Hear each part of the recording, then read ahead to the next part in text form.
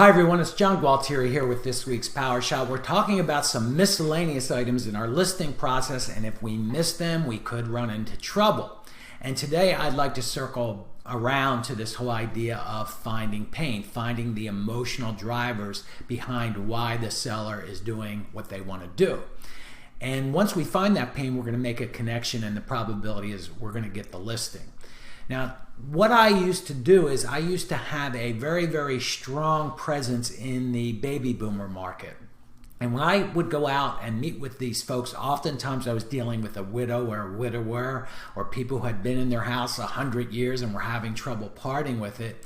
And instead of rushing in like a bull in a china shop, which I used to do and many of you are still doing, I would sit down and I would discuss how difficult it is for these folks to be moving on.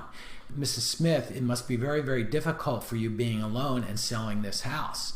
And then we'd have substantive dialogue around that. And guys, here's what I'll tell you.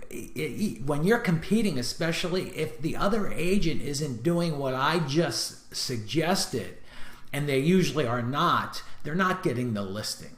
They will not get that listing. So today's Power Shot takeaway is ask pain revealing questions. Most of us just go in, we talk about our marketing plan, top dollar, blah, blah, blah, blah, blah, how great we are, and we never hit those emotional drivers. So if you know anyone who would benefit from this week's Power Shot, please pass it on.